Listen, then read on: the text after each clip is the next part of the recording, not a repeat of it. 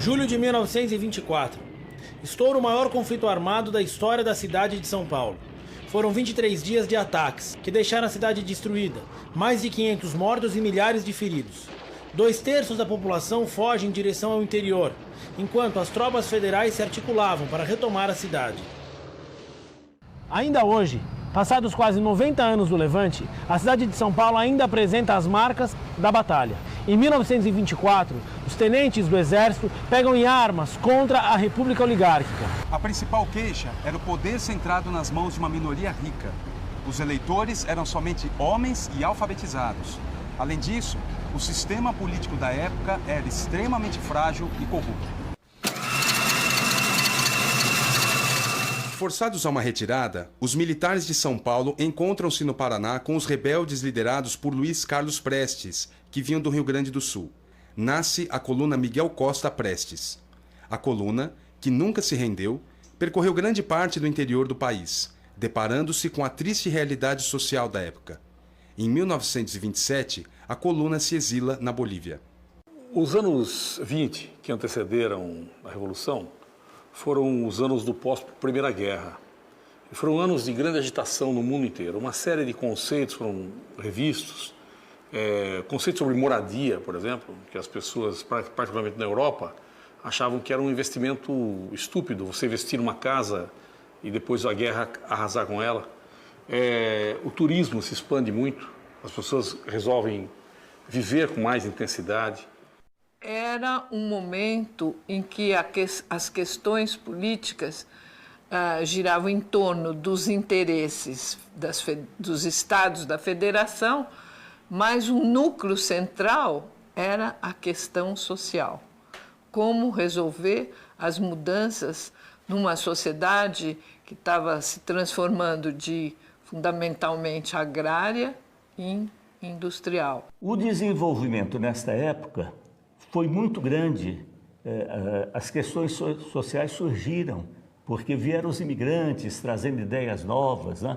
O sindicalismo e uma cultura popular. E o índice de analfabetismo entre 1928 e 29 era alarmante. O normal era ser analfabeto, não é? Só as classes mais privilegiadas é que eram alfabetizadas. Nós podemos estimar em mais de 80% de analfabetos na época. E é uma época de grandes revoluções. Em 22 nós temos 18 no Forte, fundação do Partido Comunista, nós temos uma forte atuação anarquista no Brasil. 24, a Revolução de São Paulo. E o modelo político do café com leite, que vinha do início da República, aparentava a exaustão. É importante pensar como que funcionava a Primeira República, uma república que deixava uma grande liberdade para os estados.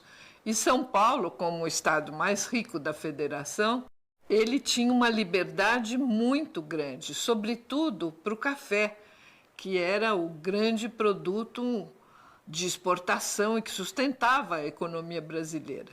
Entretanto, 1929 foi um ano muito peculiar, ano de eleições presidenciais.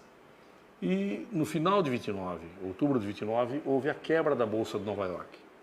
Com a quebra da Bolsa, que afetou a economia mundial, os países pararam de comprar café. Muitas fazendas, pequenas fazendas, foram falindo e os membros da oligarquia, né, ligados aos membros da oligarquia, foram perdendo o seu dinheiro, as fazendas trocaram um pouco de mão. Muitos fazendeiros cometeram suicídio, perderam suas propriedades. Famílias inteiras foram dispensadas das colônias de café e se deslocavam pelas estradas sem rumo. Tudo isso criou uma ambiência favorável a uma renovação. O cenário estava que Washington Luiz tinha realmente uma credibilidade muito grande. Getúlio Vargas, que tinha sido seu ministro da Fazenda, resolveu candidatar-se, né? Candidatar-se tendo como vice o governador da Paraíba, João Pessoa. O Washington Luiz, ele, teoricamente, ele deveria ter cedido a sucessão dele a um político mineiro. E isso não aconteceu.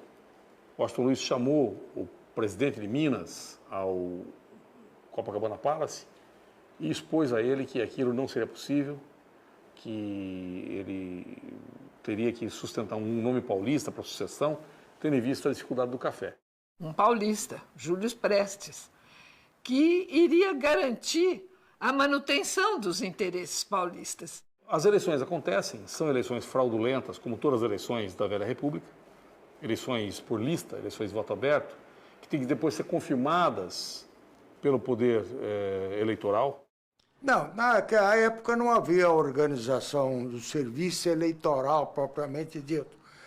A eleição era feita um sistema da época. Eu era aluno de uma faculdade de farmácia de São Paulo. E, por um interesse de políticos, eu votei 5 vezes, confesso mesmo. O carro, para onde estava instalada a banca eleitoral de votação, entrava com a carteira de identidade. Então as eleições acontecem, a chapa apoiada por Washington Luiz vence. O Getúlio Vargas reclamou, pediu talvez recontagem de votos e outras providências, né? E apesar da pressão dos jovens militares que queriam efetivamente uma solução armada para aquele impasse, Getúlio falou, olha, eu prefiro que o Washington governe do que a gente fazer uma revolução. Inclusive o governador da Paraíba, né? Que era o vice de Getúlio, né? Que era o João Pessoa, já havia se conformado, tudo calminho. Entretanto, um fato intercorrente modifica esse cenário. A roda da fortuna gira e, naquele momento, João Pessoa resolve ir ao Recife. E, ao chegar ao Recife, quem se depara com ele lá é João Dantas, um jornalista, inimigo jurado do presidente João Pessoa. O João Dantas, que tinha um jornal da oposição, teve a sua sede de jornal mandada invadir por João Pessoa. E, ao invadir essa sede, ele descobre cartas que o jornalista João Dantas, já na faixa dos 40 anos, trocava com a Anaíde Beiriz, uma adolescente. E hoje nós sabemos que é uma das pioneiras do modernismo brasileiro, uma menina intelectualmente privilegiada, mas são cartas de um forte conteúdo erótico. João Pessoa, de posse dessas cartas, né, publicou-as no jornal, né, o que causou, assim, uma confusão muito séria.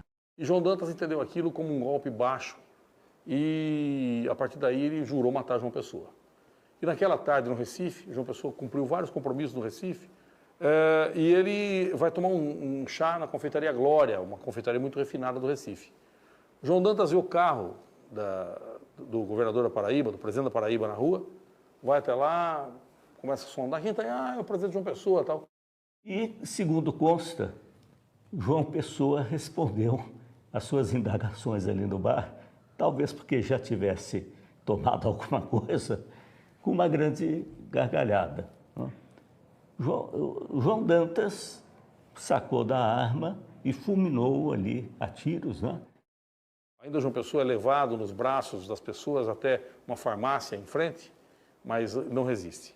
E a morte do João Pessoa imediatamente se transforma no que os americanos chamam de blood shirt, né? A camisa sangrenta. Que é um dos grandes motivadores das revoluções, ter uma camisa sangrenta. Naquela hora a oposição ganhou uma camisa sangrenta, uma bloody shirt. Prenderam imediatamente o João Dantas e o cunhado, que não tinha nada a ver com aquilo, e na polícia disseram que ambos haviam se suicidado. Mas na realidade parece-me que houve uma queima de arquivo ali e eles não voltaram mais à cena. Imediatamente as eleições, que praticamente estavam pacificadas, voltam a efervescer.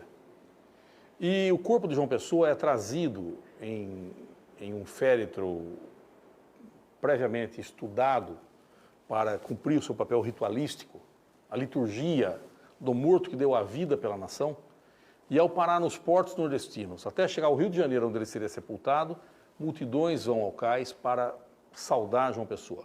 Com grandes comícios apregoando, olha a atrocidade do presidente Washington Luiz. Olha o que faz a polícia de Washington Luiz, né? E o Francisco Alves, que nessa época já era um consagrado cantor e compositor, percebendo a oportunidade, compõe inclusive um hino a João Pessoa. João Pessoa, João Pessoa, bravo filho do sertão, toda a pátria espera um dia a tua ressurreição. João Pessoa, João Pessoa. Esse hino é cantado pelo país inteiro e aquilo é exatamente o estopim da Revolução de 30. A Revolução de 30 foi para isso.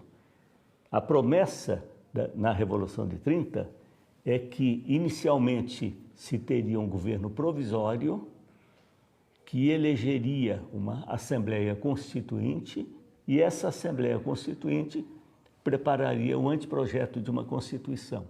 3 de outubro de 30, pela ocupação de quartéis no Morro do Menino Deus, em Porto Alegre, ocupação do quartel da 3ª Região Militar, em Porto Alegre, tem início a Revolução de 30, ou a Revolução de Vargas, que tem uma característica interessantíssima.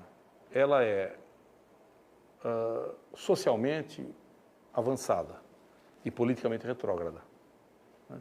Ela traz grandes benefícios sociais à população, sob um preço politicamente bastante pesado. Os militares entram como sujeitos políticos, mas as motivações são políticos, sociais, mais do que meramente militares. O Rio Grande do Sul mobilizou-se, né?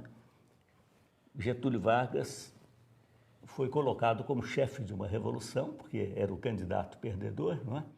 Depois de muito hesitar, resolve assumir a liderança da Revolução de 30, que não foi ele que desencadeou, ele foi praticamente conduzido à liderança da Revolução de 30. Não houve derramamento de sangue, foi uma revolução de cerca de 20 dias. Partindo de Porto Alegre, Vargas e sua tropa sobem o país em direção à capital federal. Depois de passarem por Santa Catarina e Paraná, os gaúchos param na fronteira de São Paulo e lá discutem com a ordem política paulista os termos daquilo que será a Revolução de 30. Getúlio, ele ganhou a Revolução depois que São Paulo aderiu. Enquanto São Paulo não aderiu, as tropas de São Paulo estavam na divisa do Paraná, eles não entrariam em São Paulo de jeito nenhum. Quando o trem chegou aqui nas proximidades de São Paulo, parou. Getúlio Vargas era muito prudente, queria saber, e aqui o clima, como é que estava. Mas já estava tudo certo, o presidente do Estado já estava deposto e deveria ter assumido já a pessoa combinada, que era o professor Francisco Morato. Ficou, então, uns dias, né, confabulando e arrumando e até que entraram em acordo, e São Paulo, então, permitiu que as tropas do Rio Grande do Sul passassem e fossem para o Rio de Janeiro. Ao passar por São Paulo de trem rumo ao Rio de Janeiro, ele é aclamado numa das maiores efusões de carinho que o povo de São Paulo já manifestou. Por quê? Exatamente porque ele representava a modernidade. Ele representava a mudança daquele estado de coisas, ele representava o fim da fome, do desemprego, e ele acaba sendo aclamado em apoteose ao passar pela estação ferroviária de São Paulo, rumo à capital federal, rumo ao Rio de Janeiro. Entretanto, tão logo ele assume o governo, as cobranças começam. Ele tem muitas forças com que se degladiar e muitas forças para compensar por 30. Os jovens oficiais, chamados tenentes, ele tem que contemplar. Os políticos da oposição, as esquerdas, enfim, uma série de personagens, os estados menos importantes politicamente do país até aquele momento, ele tem uma série de débitos que ele tem que quitar e numa situação mundial profundamente desfavorável, é claro que isso não vai acontecer do dia para a noite. Na minha opinião, os tenentes fizeram o Getúlio Vargas refém, entendeu? Porque eles tinham a força. O Getúlio Vargas dependia deles.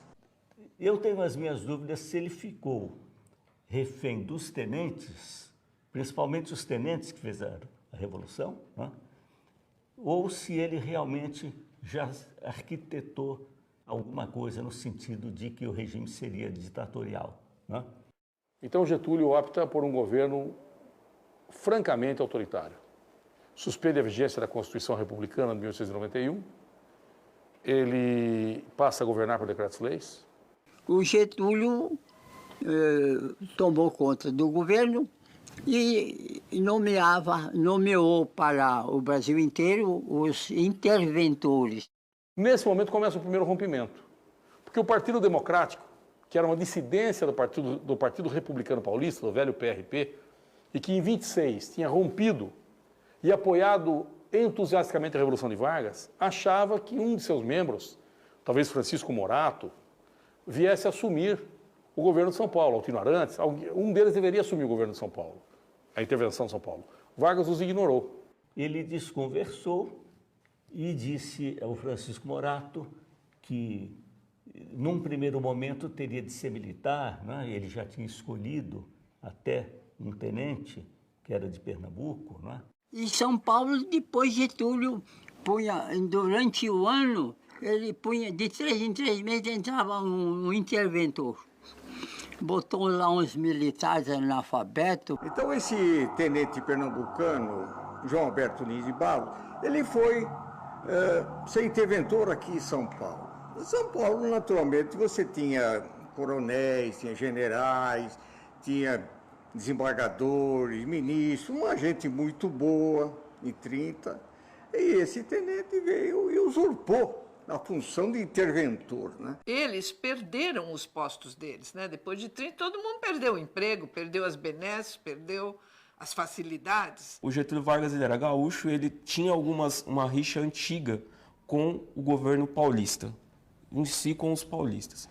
E essa questão de ser a locomotiva do Brasil incomodava Getúlio Vargas em algumas coisas.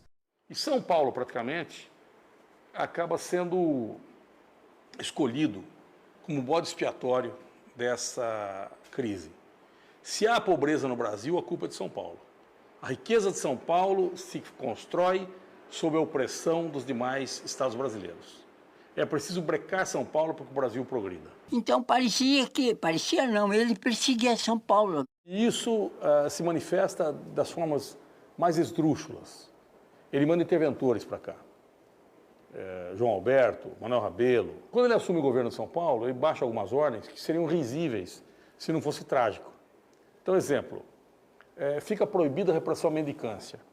E as senhoras mendigas, que são fruto do desajuste social, devem ser tratadas com toda cortesia e correção por parte da polícia.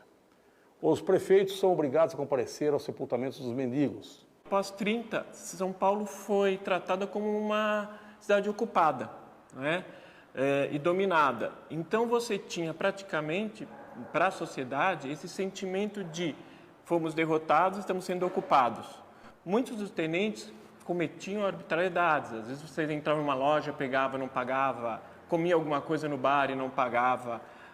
O sentimento e a atuação era de uma cidade ocupada. Essas forças ocupantes, eles andavam como donos da terra, como senhores feudais da terra.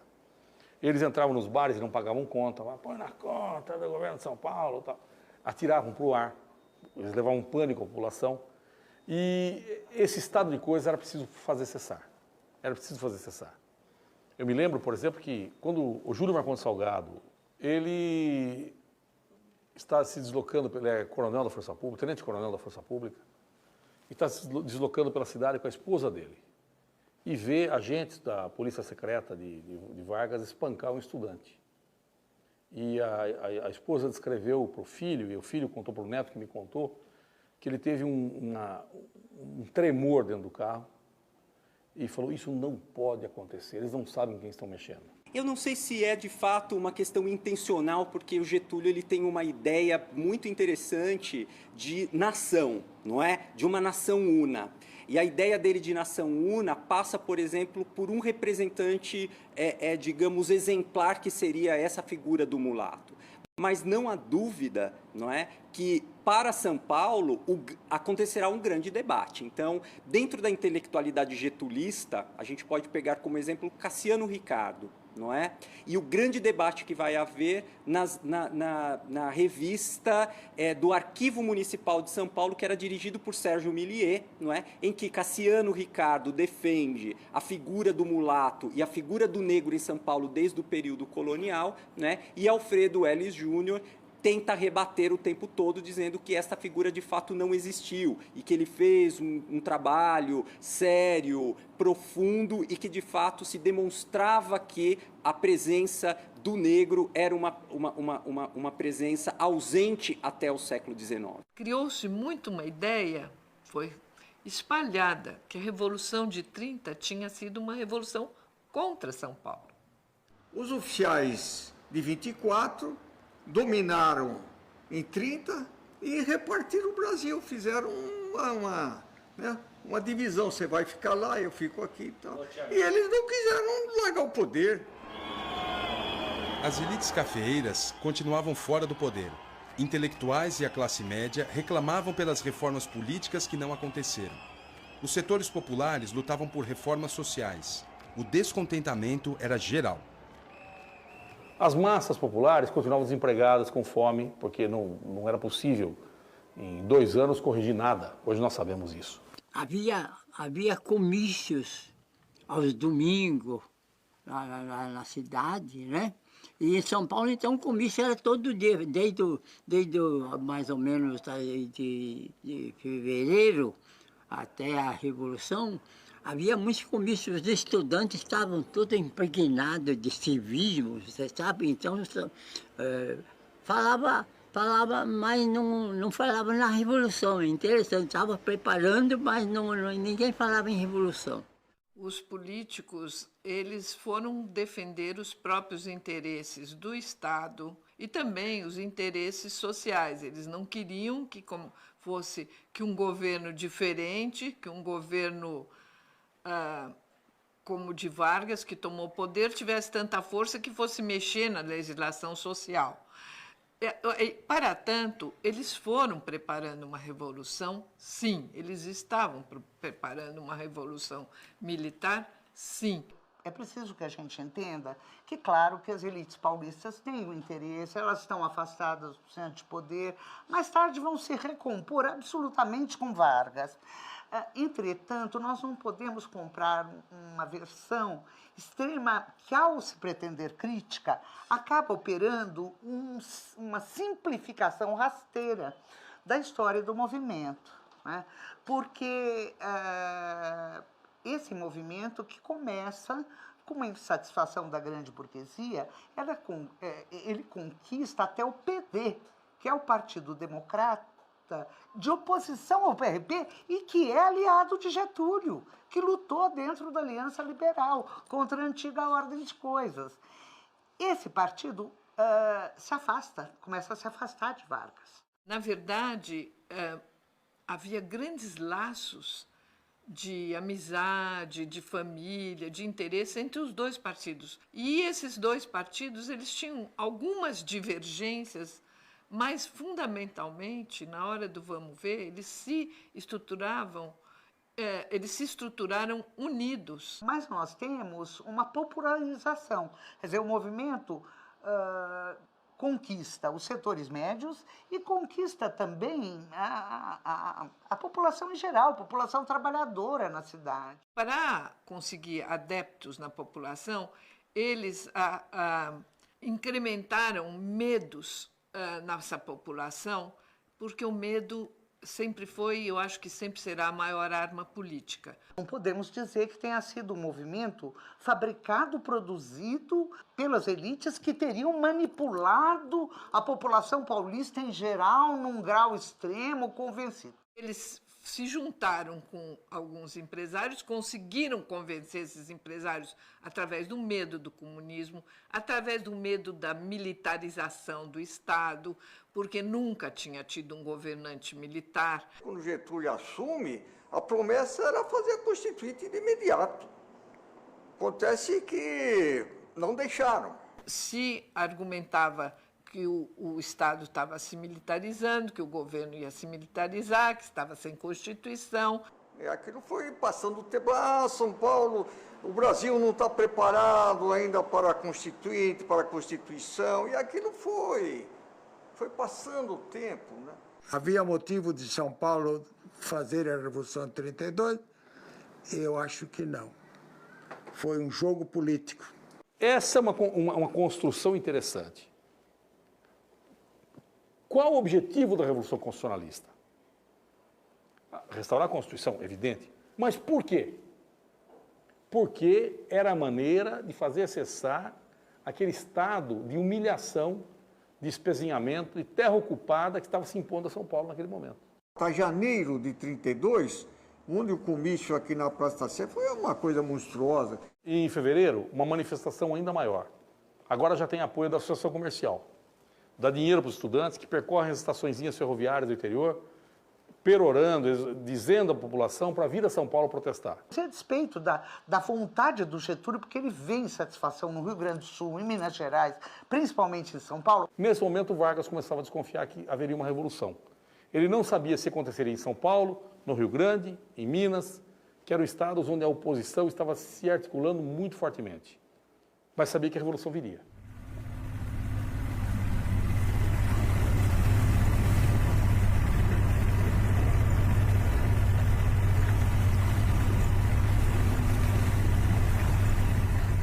Mas esse processo, essa rebeldia, esse sentido nacionalista de enfrentar o governo recém-instalado, de se contrapor à ditadura que estava sendo materializada, não estava latente só nos paulistas. Ela estava, obviamente, também em várias cabeças e milhares de cabeças do país, que embora fosse, àquela altura, um país ainda não muito, entre aspas, civilizado. Não fosse ainda esclarecido, mas tinha cabeças que pensavam na nação. O Rio Grande do Sul teve lá qualquer coisa, outras partes do país, mas o que tem que se esclarecer, ainda não foi esclarecida, foi a presença da Amazônia nesse embate. Havia defensores da causa paulista no Pará, na Bahia, no Rio de Janeiro, no Rio Grande do Sul, Manaus, gente com valor extraordinário, gente que se ofereceu em sacrifício, né? Os paulistas exigiam de Getúlio um interventor, aceitavam até que fosse um interventor, né? Mas que fosse civil e paulista. Resolve atender a um dos anseios de São Paulo e nomearam um interventor civil e paulista. Nomeou Pedro Toledo. Era civil, porque era diplomata, e era paulista, porque era de Campinas. Mas ele fazia 40 anos que estava fora de São Paulo, por ser diplomata. E tinha 72 anos, que na década de 30 era uma idade muito provecta, muito avançada. Foram buscar o Pedro Toledo para assumir a interventoria em março já de 32, e Getúlio simplesmente falou: eu vou pegar aquela múmia que está lá. Getúlio se refere a ele nos seus diários como a múmia. A múmia que eu ressuscitei, a múmia, sempre a múmia, a múmia. E o velhinho deu um trabalho danado para ele. Os interventores não tinham o poder de nomear os seus secretários. O secretariado tinha de merecer aprovação ou era diretamente indicado pela presidência da República, né? Pelo governo provisório. 13 de maio, um grande desfile de estudantes, já prenunciando a formação de organizações militares, comemorando o Dia da Libertação dos Escravos. 22 de maio, posse do novo secretariado de Pedro Toledo. Nesse mesmo dia, Oswaldo Aranha tinha vindo a São Paulo como ministro do Getúlio Vargas, provavelmente trazendo outros nomes para o secretariado. E Oswaldo Aranha chegou a São Paulo doente, com gripe, uma gripe muito forte, e foi para casa do tio tomar chá e descansar. Não apareceu na posse do secretariado. A multidão que já estava excitada achou o seguinte: plotaram a informação, identificaram que a gente ia prender o emissário de Vargas, que ele seria preso e feito refém do povo, até Vargas confirmar um por um os secretários nomeados. Ele simplesmente não apareceu, portanto ele implodiu o projeto da prisão, e isso não pode continuar assim. A multidão enfurecida empastela jornais favoráveis a Vargas, saqueia lojas de armamentos e alcança a Praça Ramos de Azevedo, na região central da cidade. Aqui, ficaram sabendo que do outro lado da rua Barão de Itapetininga, com a Praça da República, quem se manifestasse a favor da Revolução seria recebido a tiros pelos soldados getulistas, que estavam alojados no segundo andar. Correram para lá. Quando chegaram na rua Dom José de Barros, encontraram um corpo caído no chão. Eis que surge a primeira vítima do conflito, um jovem de 15 anos chamado Drauzio Marcondes. A turba enfurecida rebela-se, e escadas surgem e o prédio é invadido. O conflito entra a madrugada adentro, e o resultado são dezenas de feridos e 4 mortos. Martins, Miragaia, Drauzio e Camargo. Os 4 que deram suas vidas e seus nomes para a causa. Você tem fuzilados 11 pessoas. Você tinha um açougueiro, você tinha um copeiro, tinha um homem do povo que até hoje a gente não sabe nem o nome dele. Esse gesto sela o destino de 32. Porque quando há o sangue na rua, quando há o blood shirt, aí as emoções afloram e as pessoas resolveram terminar esse problema com armas. No dia seguinte, reuniram-se os estudantes de direito com os políticos num restaurante ali do centro da cidade. Aqui no restaurante Posilipo, eles se reúnem, eram 4 pessoas só, e cria a sigla MMDC. E já à noite, num outro lugar, eles já são 24. E aí, numa semana, nós tínhamos mais de 500 pessoas aderindo ao MMDC, que era uma sigla secreta. Então, naturalmente, o MMDC passa a ser uma máquina logística, né? Não só como recrutando o pessoal para a Revolução, mas tratando de tudo. Comida, fardamento, os capacetes, famosos capacetes, ouro para o bem de São Paulo, toda essa parte, o MDC ele passa a cuidar de tudo isso. A partir daí começam a se intensificar os contatos, fazer o arrolamento de armas e munições que São Paulo ainda tinha. O Getúlio Vargas ficava sabendo de toda essa movimentação, né? Que basicamente envolvia o estado de Minas, né? Mato Grosso, o próprio Rio Grande do Sul. Você tinha a Frente Única de Minas, tinha a Frente Única em São Paulo, tinha a Frente Única no Rio Grande do Sul. Eles se conversavam, quer dizer, emissários que vinham do Rio Grande do Sul aqui, ou de Minas. Só que a Revolução deveria acontecer no dia da queda da Bastilha, né? No 14 de julho. Era o dia que inicialmente tinha sido combinado. Mas eles estavam tão alucinados na defesa dos interesses e tinham manipulado já um monte de gente no Estado para sustentar militarmente essa defesa, que eles até parece que acabaram adiantando alguns dias a explosão da guerra. A Revolução estourou antecipadamente assim, sem ninguém esperar. Os militares participaram muito pouco ou quase nada do preparativo da Revolução. Então, toda a articulação ela foi feita de maneira política. Então, articulou-se já no final do mês de junho 3 casos que seriam hipóteses para deflagrar a guerra, né? Um seria a remoção do governo paulista, que era Pedro de Toledo com seu secretariado. O outro seria a remoção do general Andrade Neves do comando do Exército no Rio Grande do Sul.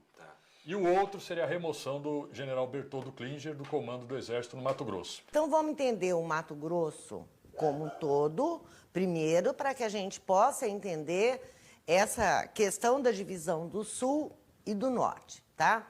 Então vamos lá, o Norte, você tem uma oligarquia já formada, você tem aquelas famílias tradicionais e que também dominam absolutamente aquele cenário político. Você tem aqui no Sul um grupo muito bem consolidado, eu diria até com uma estrutura clânica, e que essas famílias se colocam, tá? Esse grupo do Sul, ele vai contra o grupo do Norte, é um choque de forças. Por quê?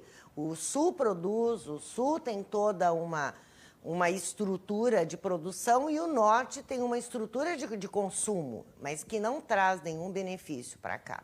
O fato é que o Klinger, que era o mais jovem general brasileiro, um general brilhante, e que em oposição a Vargas e em ligação com os revolucionários, tinha sido mandado para um exílio e foi comandar a circunscrição do Mato Grosso, que a época era muito longe.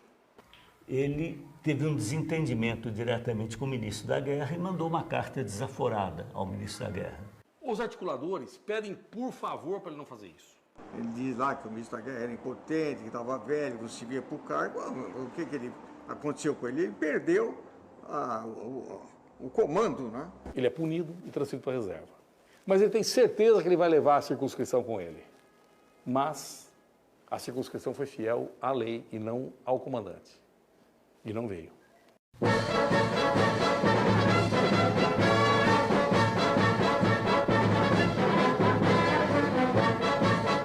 Então, no dia 9 de julho, os constitucionalistas, que eram basicamente elementos dirigidos pelos políticos, né, tomaram São Paulo. E daqui, o plano original era que a Revolução, começando no Rio Grande do Sul, subisse o Exército do Sul, passando por São Paulo, junto com as forças que iam vir de Mato Grosso, e esse grande contingente militar seguir para o Rio de Janeiro. Todo o material bélico pesado que tinha em São Paulo, ele já tinha sido retirado nos meses anteriores a 9 de julho. Que é aquele desmantelamento da força pública. Não só isso. Feito pelo Getúlio, mas teve mais coisa. Mais coisa. A força pública ela foi desmontada depois de 30. Então a força pública ela era assim, apenas uma sombra do poder militar que ela tinha em 1930. Então em 1932 ela tinha um efetivo, mas não tinha mais o tanto de armamento que ela tinha.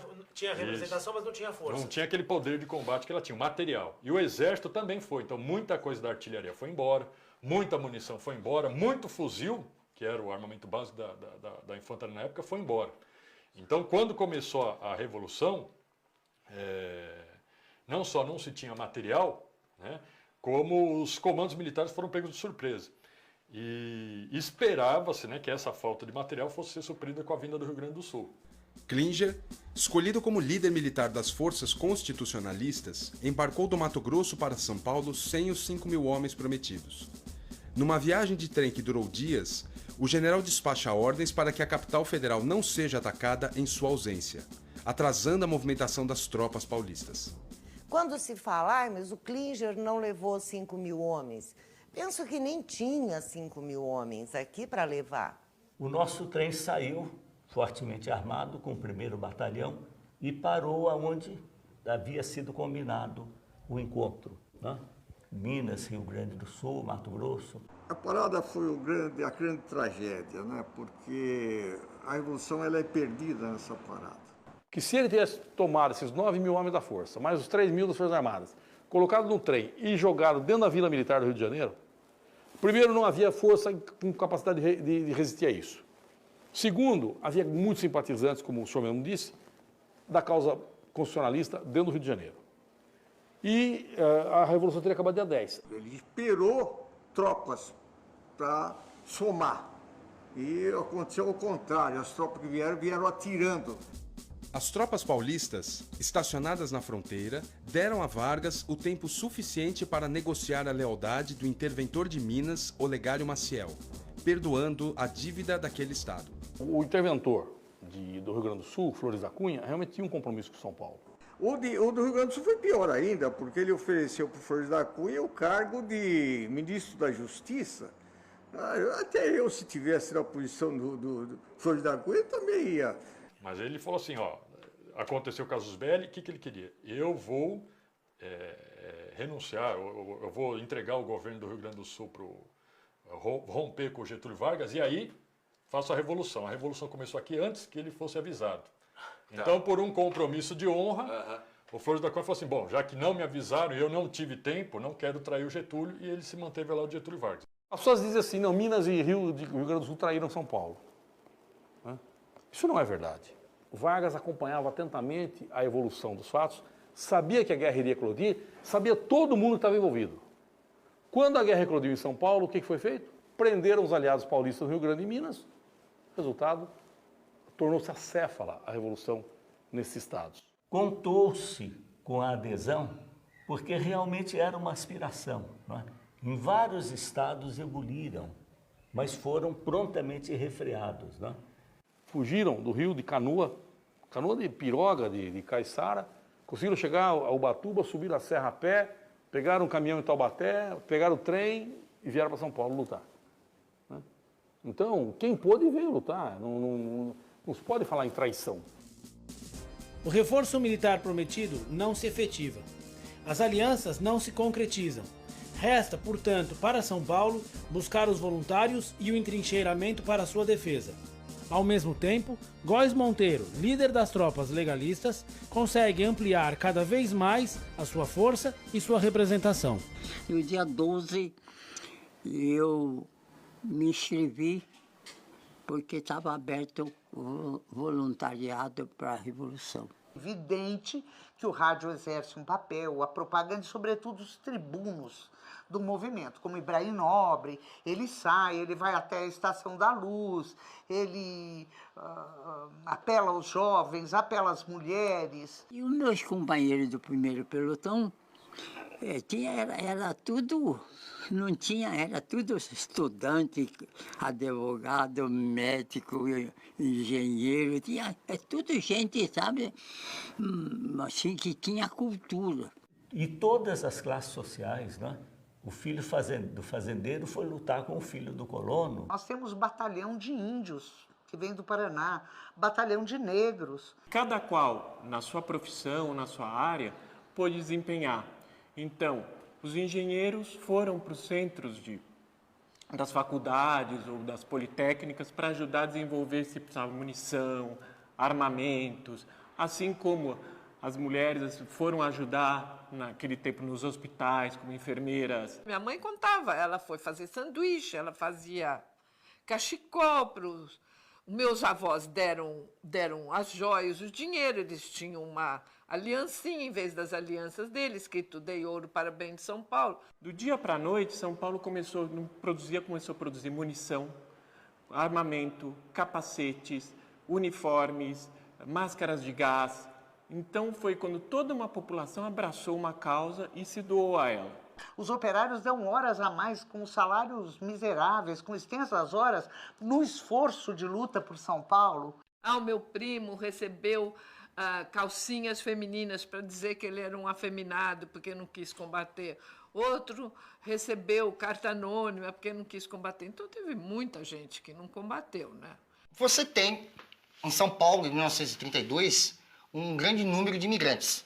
Todas as colônias ajudaram São Paulo através da Cruz Vermelha. Basicamente, eu cito, por exemplo, a colônia alemã, que foi uma das que mais ajudou São Paulo, doando 5 ambulâncias na época.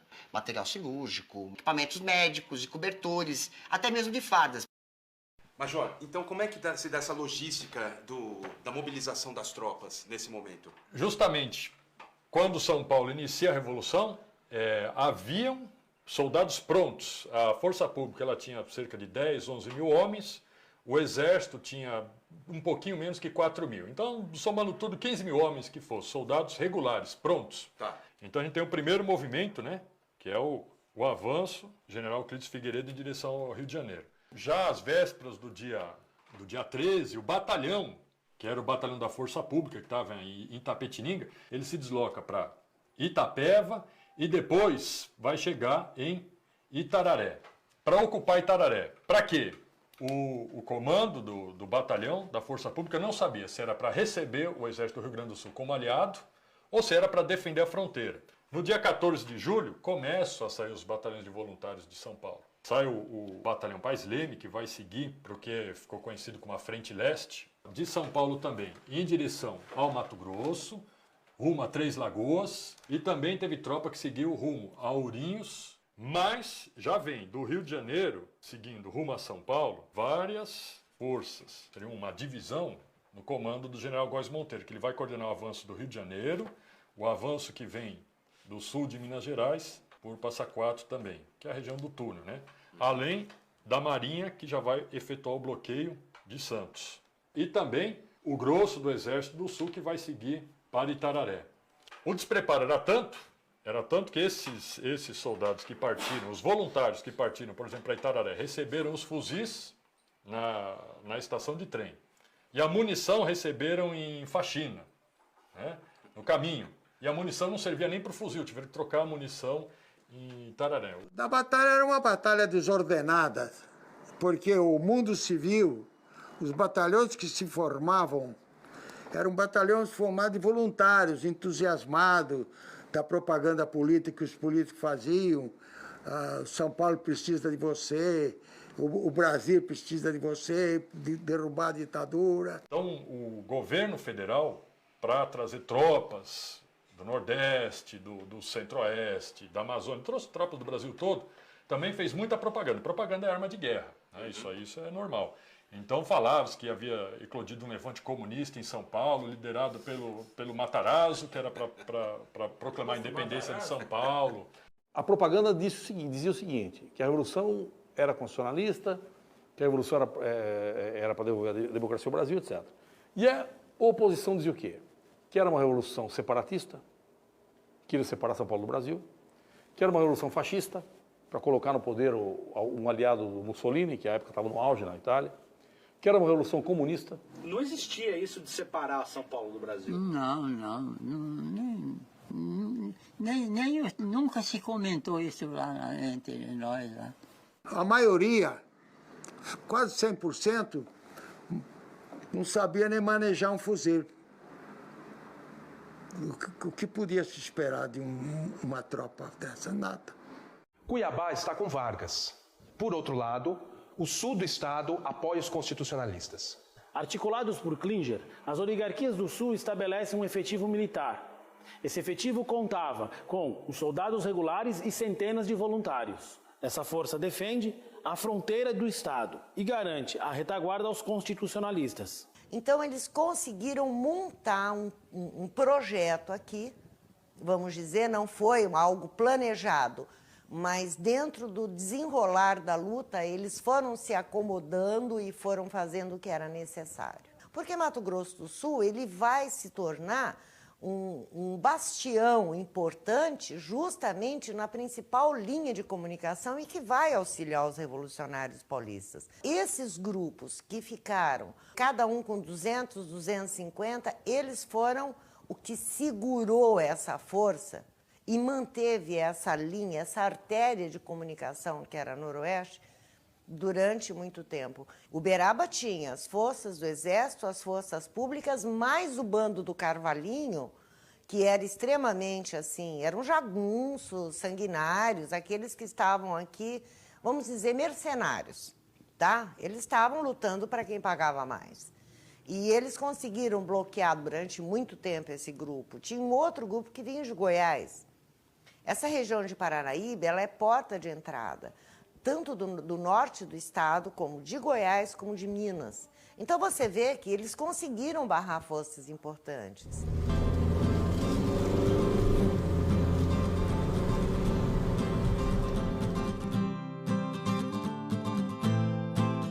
Então, Eric, você mora aqui em Itapira? Sou daqui de Itapira. É. E você faz o que aqui em Itapira, Eric? Trabalho na Secretaria de Cultura, na área de museus da cidade. Como é que você achou essa trincheira, Eric? Essa trincheira, como as outras, através de pesquisa, conversando com a população aqui de Eleutério, a gente acabou chegando a essa trincheira e, através da documentação encontrada, nós temos certeza que essa trincheira é uma das que foram cavadas e preparadas pelo pessoal que estudava na Escola de Engenharia e na Politécnica de São Paulo. Onde é que a gente está? Exatamente. Olha, esse lugar aqui é um ponto extremamente estratégico, porque a gente está a meio quilômetro da divisa. A gente tem um rio aqui embaixo que divide São Paulo e Minas Gerais. Então aqui é Eleutério, era a última parada de trem antes de chegar em Minas Gerais. E aquela cidade que a gente vê ali é Sapucaí, um distrito de Jacutinga, e já é Minas Gerais. O Exército Federalista ficou todo acantonado em Jacutinga, e aqui em Sapucaí eles fizeram a frente com as trincheiras do Exército Federalista. O primeiro combate aconteceu em Pouso Alegre, onde as tropas paulistas chegaram lá, ainda esperando o apoio dos batalhões de Minas Gerais. São Paulo acabou chegando lá e eles foram recebidos a bala. De Pouso Alegre, a gente teve uma outra batalha em Ouro Fino, que durou algumas horas. O exército paulista estava com um número muito reduzido de soldados, e eles acabaram recuando até aqui Eleutério. Toda essa frente aqui foi tomada por trincheiras paulistas, tanto esse morro como o morro lateral. E aqui a batalha ela durou cerca de 2 meses. Tudo isso. O Exército Constitucionalista conseguiu resistir por todo esse tempo. Em jornais paulistas, Eleutério era conhecido como a Fortaleza de Eleutério. Nós tivemos vários batalhões paulistas, o Piratininga, o 9 de Julho, batalhões com nome de estados como Rio Grande do Norte, Batalhão Bahia, e também batalhões de cidades do interior, que eram de voluntários. Então a gente teve um batalhão de Socorro, de Piracicaba, alguns batalhões de Campinas. Então eram muitos homens aqui combatendo contra as forças federais, que inicialmente eram apenas os batalhões mineiros, mas depois a gente teve uma tropa grande que veio do Rio Grande do Sul, comandada pelo irmão do Getúlio Vargas, Benjamin Vargas, tropas do Rio Grande do Norte, tropas do Ceará. E como é que era o dia a dia da batalha aqui na trincheira? Como é que eles viviam aqui na trincheira? Como é que é? Bom, os soldados passavam alguns dias na trincheira. Alguns tinham até um período de 3 dias de folga, onde eles podiam voltar para São Paulo ou ficar pela cidade. Aqui na trincheira, a gente sempre tinha soldados que passavam a noite acordados. As batalhas não tinham muito um horário para acontecer. Mas basicamente no começo da manhã... E aqueles eram mais baixos que a gente, né? Aí aqui dava a posição ideal para eles atacarem aqui. Exatamente. Aquela geração era um pouco menor. Né? Ah, tá. Então cerca aí de 1,60 m, no máximo 1,70 m. Essa trincheira hoje, a gente tem um pouco de terra aqui, ela provavelmente era um pouco mais funda. Mais funda, tá. A gente tinha 2 fileiras de trincheira, onde ficava a fuzilaria. E o que eles comiam aqui na trincheira? Eles comiam, basicamente, quando dava tempo de comer, a gente tinha uma cozinha do MMDC, que ficava no distrito de Eleutério, e que era trazido aqui pelas mulheres voluntárias também, que faziam a comida e traziam até os soldados aqui na trincheira. Na época da Revolução, quem tomasse o túnel primeiro ia ter esse acesso garantido. Já no caso dos paulistas, eles queriam bloquear o acesso dos mineiros para a cidade de Cruzeiro. Tá, então era bloquear o acesso dos mineiros para o estado de São Paulo. Exatamente, por isso que foi descarrilhado uma locomotiva do lado paulista, que é a locomotiva 51, e mais tarde do lado mineiro. Quanto tempo durou a batalha aqui no túnel? No túnel foi do dia 14 de julho até o dia 16 de setembro. Nesse espaço de tempo aqui, com revolucionários que não sabiam se era dia, noite, pessoas que tomavam tiro, não sabiam da gravidade do que estava acontecendo no primeiro impacto, como aconteceu o caso de um revolucionário que ele tomou um tiro no pescoço, chegou para o sargento, como eu falei, você, sargento, estou mal, tomei um tiro no pescoço, vou sentar aqui. E quando o sargento, depois de um tempo, avançou, teve uma parada, chegou para ele e foi ver, Sebastião, como você está? De sacudir assim, a cabeça dele desprendeu do corpo, caiu e ele morto.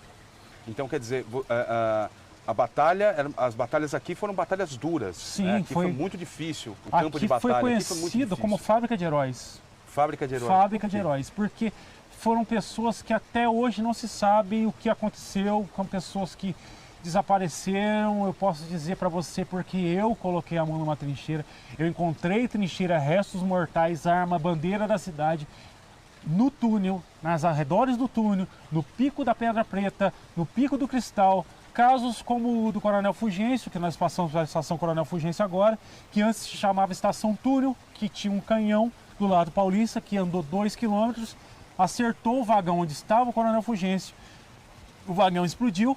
Mais tarde, quando o túnel foi dominado, com sangue foi escrito do lado mineiro, Estação Coronel Fulgêncio. Então os dados que aparecem com certa oficialidade de tantos morreram, tantos feridos, ele pode estar furado. Sim, porque você pega, por exemplo, uma das pistas que eu tive foi que muitos indigentes eram recrutados. Pessoas que não tinham um nome, você conhecia ele por que foi um fato que era conhecido como amendoim.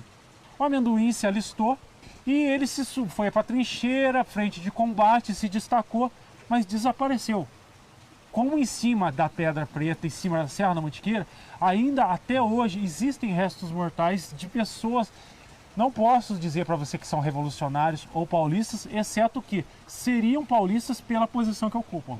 A pessoa tinha pesadelo, porque estava dormindo no meio do tiroteio, bombardeio. A gente acordava assustado e dava um tirabaço no amigo. Não sabia quem era. Tá certo. E isso era comum muito na época. Então, gente, aqui quem apresentou esse lugar pra gente foi os escoteiros, né? Que além deles ajudarem na Revolução, estão ajudando a gente a redescobrir a Revolução. Sei. E eles tiveram algum envolvimento nesse processo da Revolução ou... Eles ajudaram sempre na retaguarda, né? Como no escritório, levando mensagens para os oficiais. Sei. E aqui é a entrada desse bunker que a gente localizou. Esse aqui é o bunker? Esse aqui é a entrada dele. Puxa vida. E cabe... E a gente consegue entrar aqui, João? Consegue. É? Dá para entrar. Então era basicamente uma reserva de armas aqui. A gente acredita que seja uma reserva de armas e um esconderijo para os oficiais, né? Em caso de um ataque surpresa ou um ataque aéreo, os oficiais se refugiavam aqui para manter a revolução, né? Joia. Então, Legal. vamos lá. Vamos entrar então. Vamos entrar.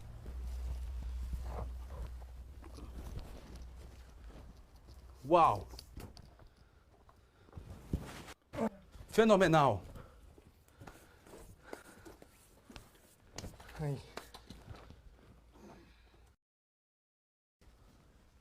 Putz, grila, velho. E aí? Aqui então é o bunker? Esse é o bunker. Um abrigo antiaéreo, né? O bunker ele fazia parte de um complexo. Isso. Era o complexo, né? Dos altos escalão dos oficiais das tropas constitucionalistas. E você tinha pelo menos mais 2 bunkers, ou uma cadeia de prédios aqui que serviam também de escritórios, onde eram despachadas as ordens para as frentes de Itapira, Amparo e tudo mais. E a gente tinha também mais ao fundo uma pista de pouso onde partiam, né, decolavam e pousavam os aviões que iam fazer os ataques aéreos nos frontes mineiros, principalmente ali. Tá, legal. Certo. Existe alguma possibilidade, por exemplo, de alguns daqueles grandes nomes, como o Herculano e outros, né, terem percorrido o estado por aqui em Mojimirim? Sim.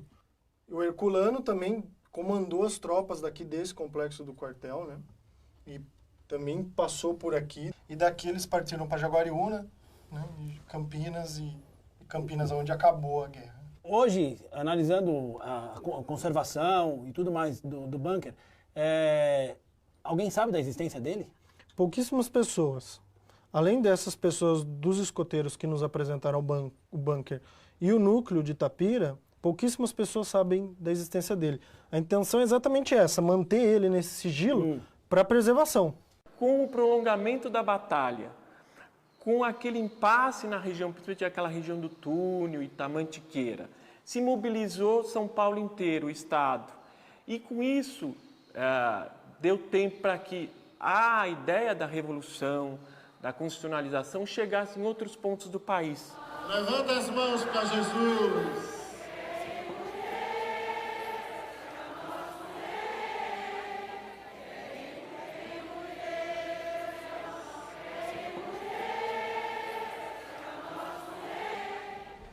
Com a guerra acontecendo em São Paulo, outros movimentos constitucionalistas eclodiram pelo país.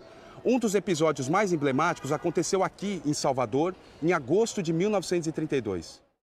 No dia 22, os estudantes de medicina, com o apoio dos setores populares, tomam o prédio da faculdade. O exército é chamado e prontamente cerca a área. Uma comissão é formada justamente para evitar o banho de sangue, negociando os termos de rendição, a prisão da liderança e o esvaziamento desse movimento. No Rio Grande do Sul, em meados de agosto, centenas de civis e militares se declaram a favor de São Paulo e pegam em armas. Os militares leais a Flores da Cunha os enfrentam em diversas batalhas pelo interior do estado. Por fim, são vencidos e dezenas morreram na Batalha de Cerro Alegre. Naquela altura, o governo paraense estava sendo dirigido por um militar que tinha origem de tenentista, mas que era visceralmente a favor da doutrina getulista. O coronel Barata, Magalhães Barata, que em Belém, no estado do Pará, pressionava aqueles possíveis idealistas que queriam ou que pretendessem se rebelar contra esse estado de coisas, mas apareceu ali um maluco chamado Alderico Pombo de Oliveira e achou que deveria também dar o seu recado. Saiu de Belém sorrateiramente, subiu o Amazonas, alcançou a cidade de Óbidos, que fica a cerca de 100 quilômetros da capital paraense, e ali reuniu com outros intelectuais, outras pessoas do povo, e achou que deveria decretar uma revolução aderindo à Revolução Paulista. A primeira providência, telegrafar ao general Bertoldo Klinge, que era o líder militar da Revolução Paulista, e dizer que concordava plenamente com o movimento que estava em curso em São Paulo. O coronel Magalhães Barata não teve a coragem ou não teve a estratégia de seguir aqueles pretensos revolucionários que se dirigiam a Óbidos para articular e movimentar o processo, porque o próprio Barata, ao meu juízo, temia que a população de Belém se rebelasse contra o presidente Getúlio Vargas. Eles se organizaram, assaltaram o forte de Óbidos e, para provar que não estavam brincando, mandam um telegrama para o comando do Exército em Manaus, dizendo que se preparem que nós vamos tomar essa cidade. Viva a Revolução! E subiram o rio. Subiram o rio, já a primeira embarcação revolucionária já com os 2 canhões, né, do forte de Óbidos.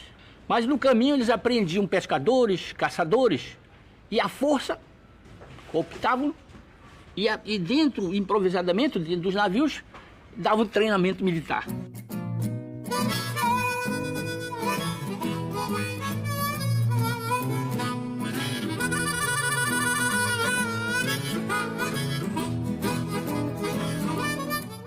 Essa ação também conta aqui o cancioneiro popular, que conta o popular que você vai ter um aspecto assim de pirataria, inclusive.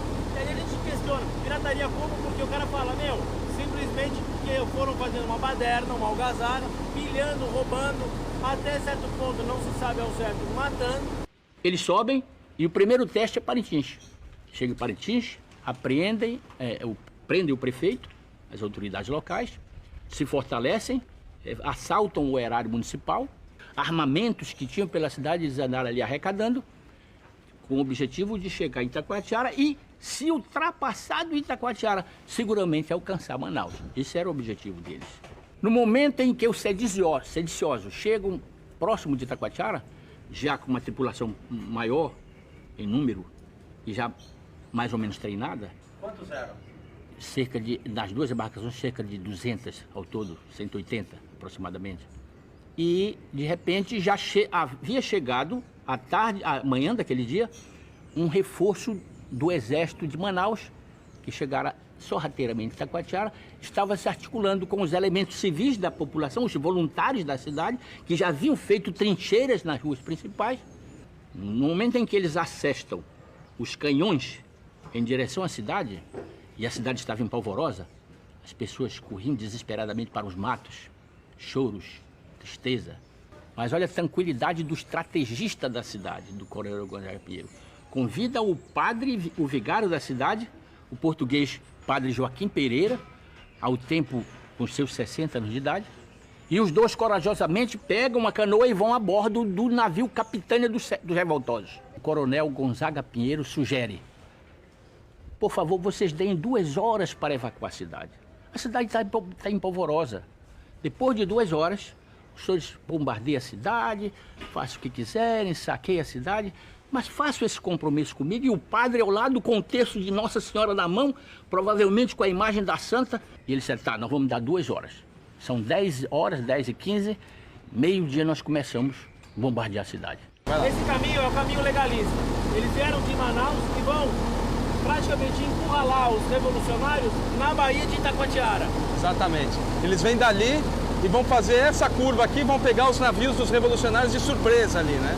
A Marinha não existia em Itacoatiara, no Amazonas, era a Capitania dos Portos. Era um simulacro de marinha. Mas o velho Bastos, ele tinha experiência militar. Ele tinha participado de treinamentos de comando de Estado-Maior. Ele desce ao Amazonas.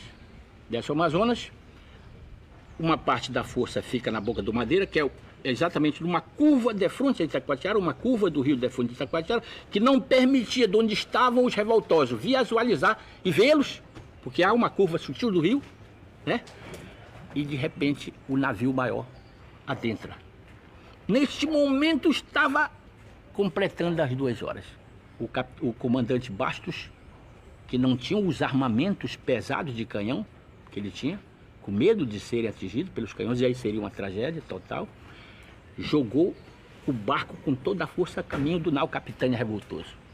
O navio Capitânia dos legalistas deu no centro do navio Capitânia dos Revoltosos, partiu ao meio, e em seguida surge na curva do rio os demais navios também com força acelerada, acompanhando o trajeto do nau Capitânia dos legalistas também atinge em meio. Parece que era desenhado, parece que era programado. O segundo navio revoltoso partiu ao meio e também vai ao fundo do rio. O saldo disso tudo é o seguinte, é que morreram cerca de 40 pessoas. Talvez na parte legalista 2 ou 3, se muito. Da parte revolucionária, 30 e tantos. Vieram para ser tratados na Santa Casa de Misericórdia de Manaus, cerca de 15 a 20. E depois foram a julgamento no comando de guerra em Belém, cerca de 15 ou 16 dos sediciosos. O movimento ganhou o Brasil. Mas em meados de setembro, São Paulo enfrenta momentos críticos com sucessivas derrotas, como por exemplo, nas batalhas da região de Buri e Faxina. Isso acaba gerando as frequentes deserções.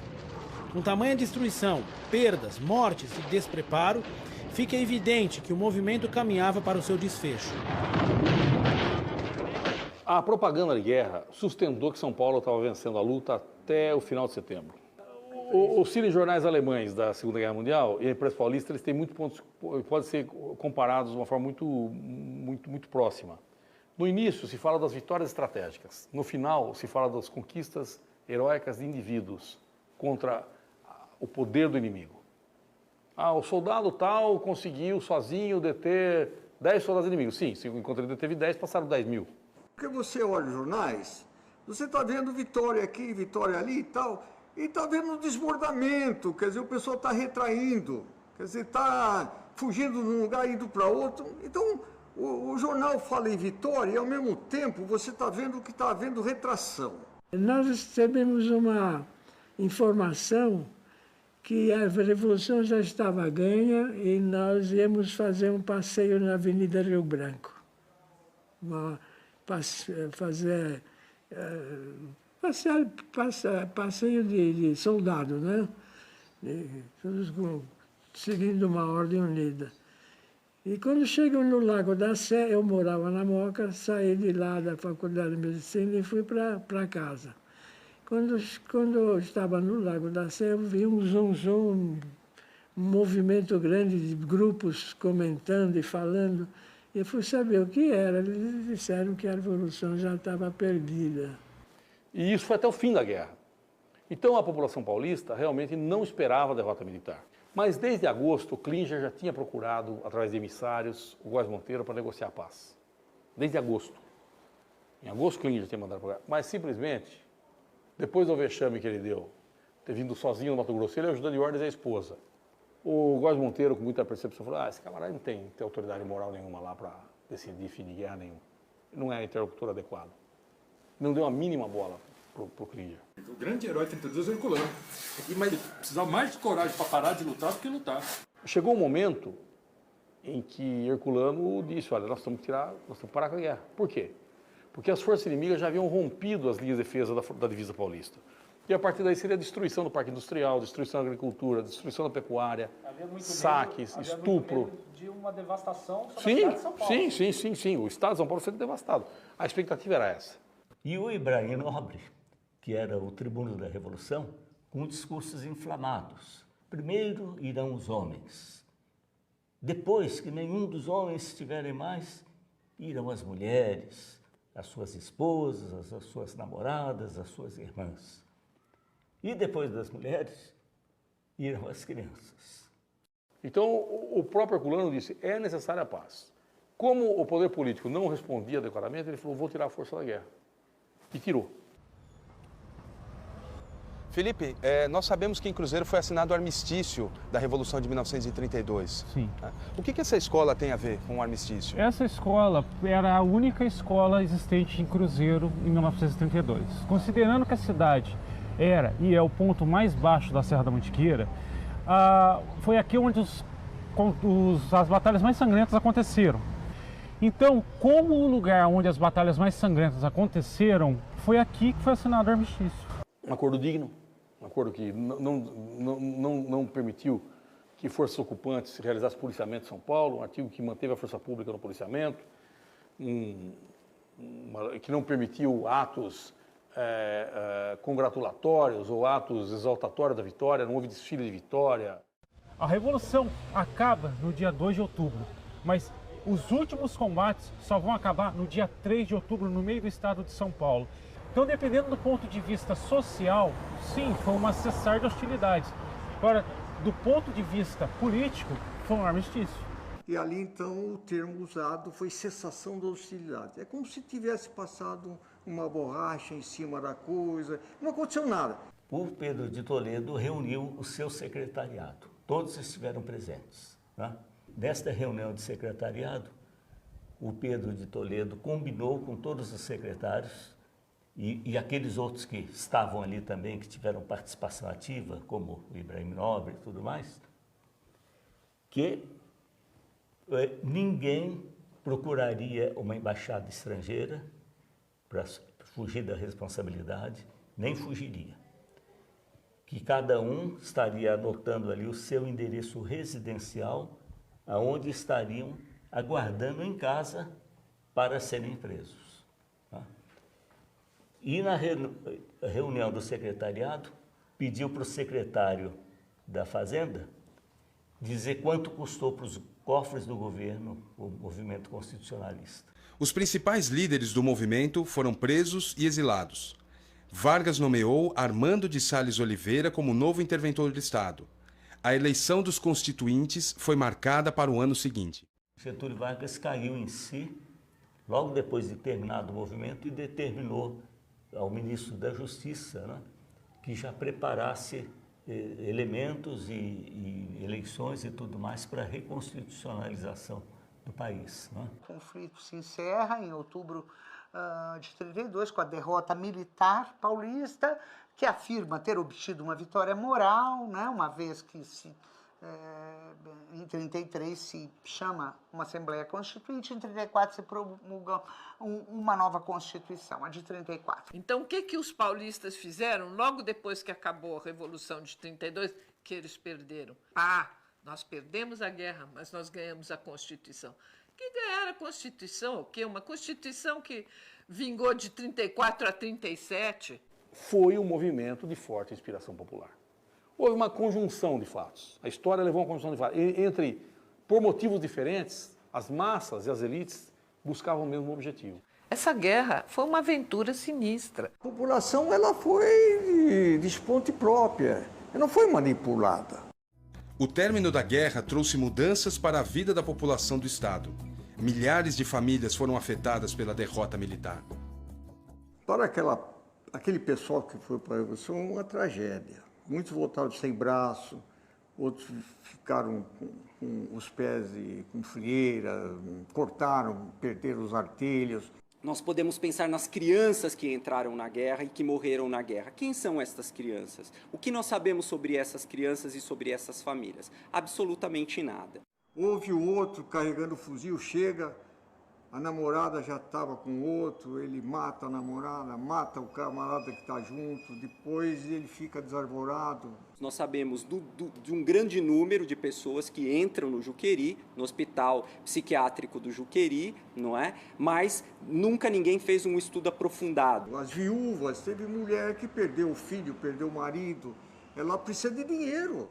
E nós percebermos o impacto que vai haver sobre aquela população rural, não é? Que vai perder, então, os seus campos, né? A sua agricultura, não é? O pai de família que perde um braço, que perde uma perna e a partir dali aquela família entra em processo de desagregação. As mulheres acabaram ocupando esse espaço, como vendedoras nas lojas e tal. E quem sabe esse seja um dos grandes avanços, embora não fale feministas, porque acabada a Revolução, muitas dessas mulheres quiseram continuar trabalhando. A partir desse momento, se tornou mais comum a mulher trabalhando, ou seja, como vendedora, balconista, nessas funções. As elites paulistas, elas se aproximam de Vargas novamente. E nós vamos ter uma outra ordem de questões. Eu diria que de 30 a 34, há cisões no interior das classes dominantes, há diferenças, há conflitos sobre a gestão política do país, sobre o ideário político desse país. A década de 30 para São Paulo é de uma grande discussão política, não é? E, inclusive, a Escola de Sociologia Política de São Paulo, ela é criada, não é, para responder por que São Paulo perdeu a guerra. Não é? Então, é bastante interessante nós olharmos como essas instituições, não é? A criação da Universidade de São Paulo como a comunhão dessa elite paulista, não é? Essa tentativa de rearmar uma política, não é? Que foi completamente desarmada em 32 e que, de fato, São Paulo se encontrava num certo beco sem saída, digamos assim, histórico diante de si mesmo, não é? Porque havia, sim, perdido a guerra, havia, sim, perdido o poder político, poder econômico, né? E estava perdendo aquilo que para ele era o mais valioso, que era, inclusive, o seu poder, digamos, racial. Ao longo de 15 anos, os paulistas acompanharam o fortalecimento do projeto político e econômico de Vargas, o que significava maior centralismo e participação do Estado, bem diferente do que acontecia até 1930. E foi após a Segunda Guerra Mundial e durante a década de 50, principalmente, que São Paulo retoma o protagonismo nacional. A festa do quarto centenário, ela é, digamos assim, uma marca muito importante, muito poderosa desse simbolismo de São Paulo que retoma o poder. Mas qual é o lugar que São Paulo retoma a partir da década de 50? Eu penso que é um lugar que é para dentro do Brasil, mas principalmente para fora, não é?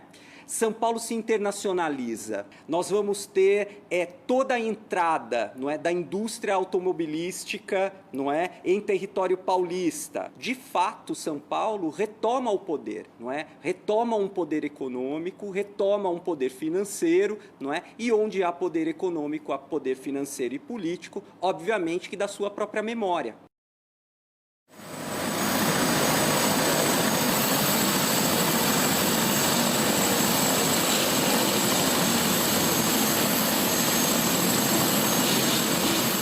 Em 1954, nós temos alguns marcos, né, da comemoração do quarto centenário, como o Parque de Ibirapuera, né, o Monumento às Bandeiras e o Obelisco, né, que é o mausoléu dos combatentes de 1932. Certo. Nesse plano das grandes avenidas, ou o grande eixo do quarto centenário, vai ser justamente a região do Parque do Ibirapuera e as suas vias de acesso. Por exemplo, da região do aeroporto de Congonhas, você pega justamente qual avenida? A Avenida Washington Luiz. E você cai justamente na Avenida 23 de Maio. O parque, ele foi uma idealização do Oscar Niemeyer e ele vai traduzir justamente o quê? Um ponto de convívio para a sociedade paulistana, na modernidade, por exemplo, dos grandes parques, como Hyde Park ou o próprio Central Park de Nova York. Essa colocação do parque nesse eixo, você vai perceber, temos as grandes avenidas justamente passando no parque, como sendo um entroncamento da modernidade, sem que haja uma perda do passado. O obelisco ele vai servir como um anteparo. Para quê? Para que todo mundo lembre, um dia, em nome do Brasil, em nome de São Paulo e de todos os constitucionalistas, São Paulo se ofereceu para a luta pela democracia e pela ordem. Aqui nós estamos passando justamente sobre a Avenida 23 de Maio. E ela começa lá na Praça da Bandeira, no centro de São Paulo, no centro da cidade, né? Juntamente com a Avenida 23 de Maio, se inicia lá na Praça da Bandeira a Avenida 9 de Julho. Veja que são duas importantes avenidas que ligam o centro à região sul da cidade e estão ligadas. Também foi inaugurada a Catedral da Sé. A Catedral da Sé, ela começou a ser construída no início do século XX. É reparar essa construção do imaginário, porque a fé, nessa fé você tem a crença da construção do ideal paulistano, você vai ter a homenagem aos veteranos de 32. O complexo de praças, parques, ruas, avenidas, né? A própria mudança de nomes das ruas e de avenidas de São Paulo em homenagem à Revolução de 32 tem por objetivo justamente manter e alimentar essa memória do heroísmo paulista de 1932. Com certeza. Além da capital, em muitas outras cidades do interior, também existem monumentos à Guerra de 32, mantendo esta memória viva no estado. O 9 de julho tem essa questão é uma questão meio complicada. Nós temos hoje essa memória, né, de que é feita aos paulistas, só que isso criou um certo, como eu posso dizer, uma coisa meio negativa. O que aconteceu? Com o 9 de julho, com essa memória forte, ele trouxe os conceitos todos da década de 30 para o presente. Esses conceitos, por exemplo, de epopeia bandeirante, descobrimento do Brasil, de quem é o povo paulista, foram trazidas todas da década de 30 para hoje. Então, na década de 30, a gente tinha um racismo muito acentuado naquele período. A gente tinha, da década de 30, uma divisão de classes totalmente diferentes da que a gente tem hoje. Vai sendo constituído uma ideia de São Paulo como polo superior da nação, não é? Por possuir uma raça superior, não é? Essa raça superior é uma raça de cruzamento, segundo os estudos antropológicos e históricos da época, de índios desbravadores com o português destemido, que vai originar o bandeirante, não é? E com isso todo o progresso da nação, não é? O elemento da figura do negro e da figura do escravo, não é? É a figura que vai sendo deslocada para fora da história de São Paulo, ao se dizer que eles chegaram aqui no final do século XIX, e por isso, então, São Paulo teria sido o grande estado progressista de toda a nação. Os censos que existiam em São Paulo naquele período, os negros, indígenas e miscigenados não entravam no censo porque eles não tinham empregos fixos. E a gente tinha acabado de sair da abolição e não tinha como, naquele momento, a gente ainda ter conceitos de que igualdade, já que foi plantado durante séculos e mais séculos que existia essa diferença. As teses da Faculdade de Medicina, na década de 30, indicam de forma bastante clara: o negro é inferior, não é? Ele não deve invadir São Paulo, não é? Os nordestinos, aparece o termo cabeças chatas, não é? E toda essa gente deveria ser colocada à parte. Se a gente for pegar a epopeia paulista, essa epopeia paulista é segregadora. E na década de 30 isso era normal. Então a Polícia Militar do Estado de São Paulo chamou para si uma questão da memória paulista. Hoje, quando de repente surgem 4 ou 5 estudantes com uma faixa escrito Revolução de 32, Democracia, uma interrogação. Essa faixa durou, se eu não me engano, 1 ou 2 minutos. Foi o tempo de eu tirar uma foto. Desceram policiais militares lá do palanque, porque o governador estava na época no palanque, e rasgaram a faixa e falaram: vão embora. A questão da memória, não é, para a história, é que a memória ela sempre estará em movimento. Não é? Ela estará em movimento a partir de um presente, não é? E a partir daqueles que a detêm, não é? Porque a memória ela também é um elemento de poder.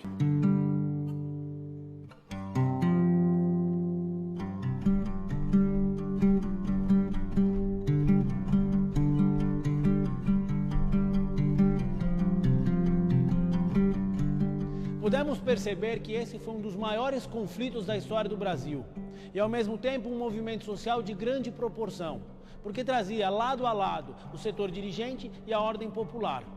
Claro que cada um defendendo os seus próprios interesses.